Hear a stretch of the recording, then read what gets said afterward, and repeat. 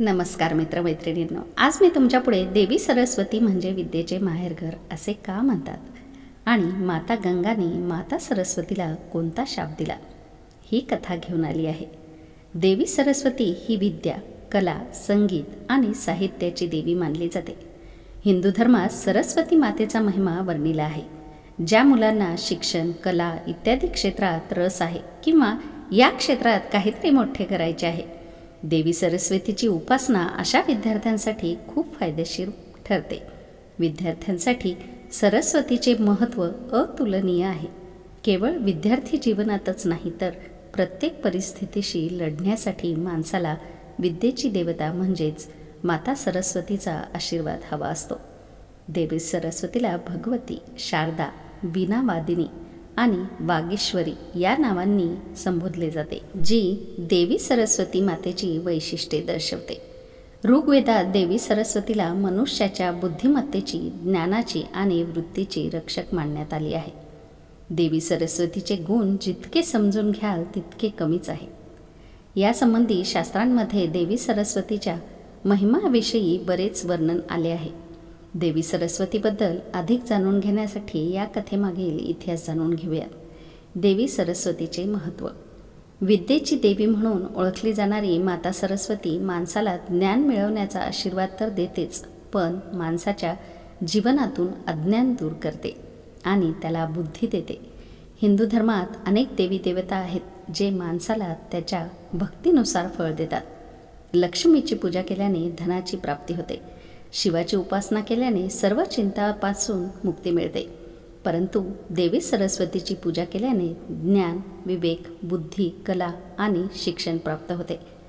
माता सरस्वतीची उत्पत्ती. हा प्रश्न आपल्या मनात अनेक वेळा येतो की माता सरस्वतीची उत्पत्ती कशी झाली, तर जाणून घेऊयात या कथेमागील इतिहास.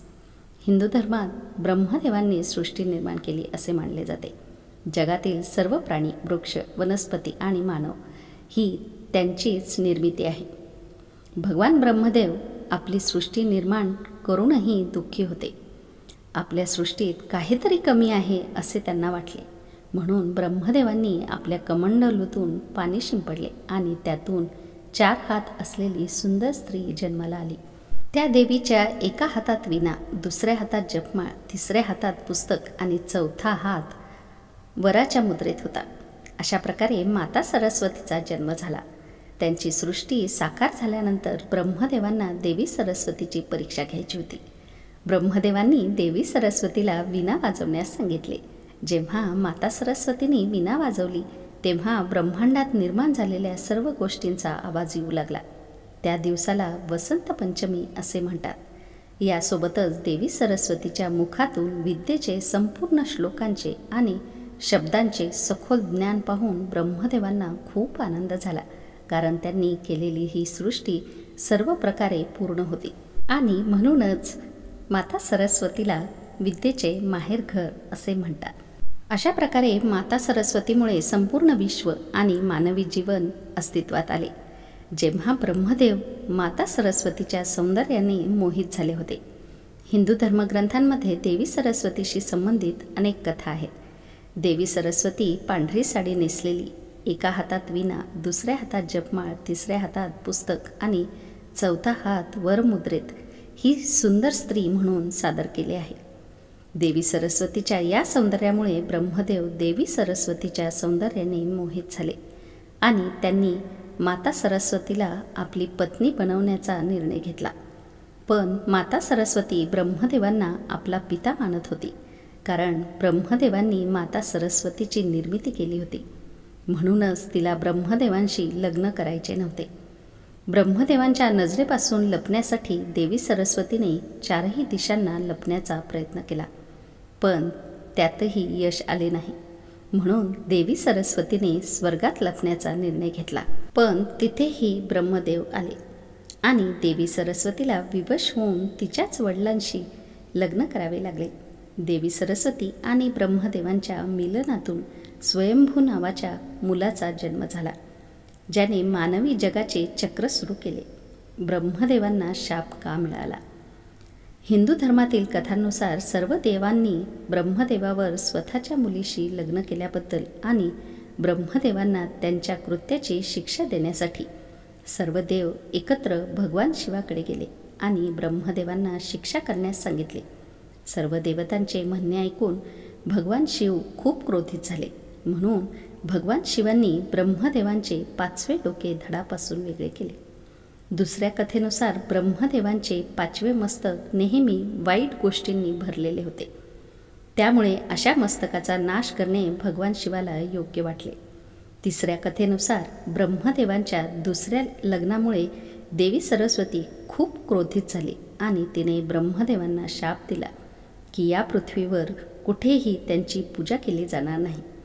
राजस्थानमधील पुष्कर आणि तमिळनाडू वगळता कोठेही ब्रह्मदेवांचे मंदिर नाही. तर मित्रांनो, आता आपण जाणून घेणार आहोत माता सरस्वतीने माता लक्ष्मी आणि माता गंगा यांना शाप का दिला. माता सरस्वती, माता लक्ष्मी आणि माता गंगा या तिन्ही देवी भगवान श्री विष्णूंच्या 3 पत्नी होत्या. तिघींनीही नारायणाला नेहमी प्रसन्न ठेवण्याचा प्रयत्न केला, जेणेकरून त्यांना भगवान श्री विष्णूंचे विशेष प्रेम मिळावे. या संदर्भात एकदा माता गंगांनी भगवान श्री विष्णूंवर आपले प्रेम व्यक्त केले. त्यामुळे माता गंगेचे प्रेम पाहून माता सरस्वतीला हेवा वाटू लागला. चला तर मग संपूर्ण कथा जाणून घेऊया. माता सरस्वती भगवान श्री विष्णूंवर क्रोधित का झाली. तिन्ही पत्नींबद्दल समान स्नेह ठेवण्याच्या प्रस्थापित तत्वाकडे दुर्लक्ष करून माता सरस्वतीने माता गंगाप्रती प्रेम दाखवले. त्यासाठी पती श्री विष्णूंना अनेक गोष्टी सांगायला सुरुवात केली. माता लक्ष्मीने तिला थांबवण्याचा खूप प्रयत्न केला, पण रागाच्या भरात तिने नारायणाला त्याच पद्धतीने टोमणे मारणे सुरू ठेवले. माता सरस्वतीनेही माता गंगेला अपशब्द वापरले. या वादाला कंटाळून आपल्या 3 बायका आपापसात लढताना पाहून भगवान श्री विष्णू काही काळासाठी वैकुंठाबाहेर गेले.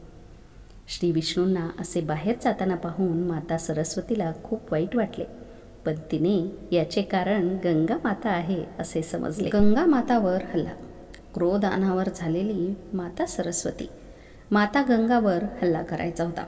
हे पाहून माता लक्ष्मीला स्वतःवर नियंत्रण ठेवता आले नाही आणि ती दोघांच्या मध्ये आली. माता लक्ष्मीने मध्यस्थी करून दोघांनाही शांत करण्याचा प्रयत्न केला. त्यामुळे गंगा माता शांत झाली, पण माता सरस्वतीचा क्रोध अजूनच वाढला आणि माता सरस्वतीने माता लक्ष्मीला माता गंगेची मदत केली म्हणून तिचा अपमान केला आणि ती दोघांमध्ये आल्याने तिला वृक्ष होण्याचा शाप दिला. माता सरस्वतीच्या शापामुळे देवी लक्ष्मीचे रूपांतर लगेच तुळशीच्या रोपात झाले. माता गंगाचा क्रोध आणि माता सरस्वतीला शाप. माता सरस्वतीमुळे माता लक्ष्मीला हे सर्व भोगावे लागले. हे पाहून माता गंगा खूप क्रोधित झाली आणि माता सरस्वतीला नदी बनवून पृथ्वीवर प्रवाहित होण्याचा शाप दिला. माता सरस्वती ही मागे राहिली नाही. उदास माता सरस्वतीने गंगा नदी बनवून माणसांची अस्थी वाहून नेण्याचा शाप दिला. त्यानंतर जेव्हा श्री विष्णू परत आले तेव्हा त्यांना त्यांच्या पत्नींच्या भांडणांची आणि शापांची संपूर्ण कथा समजली. त्याचवेळी लक्ष्मीचे रोपात रूपांतर झालेले पाहून त्यांना प्रचंड वेदना झाल्या. देवी लक्ष्मीच्या शांत स्वभावामुळे आणि बुद्धिमत्तेमुळे त्यांनी तिला पत्नी म्हणून ठेवणे योग्य मानले. भगवान श्री विष्णूंनी देवी गंगा आणि देवी सरस्वतीचा त्याग केला. अशी परिस्थिती पुन्हा येऊ शकते असा विचार करून श्री विष्णूंनी देवी गंगा आणि देवी सरस्वतीचा त्याग करण्याचा निर्णय घेतला.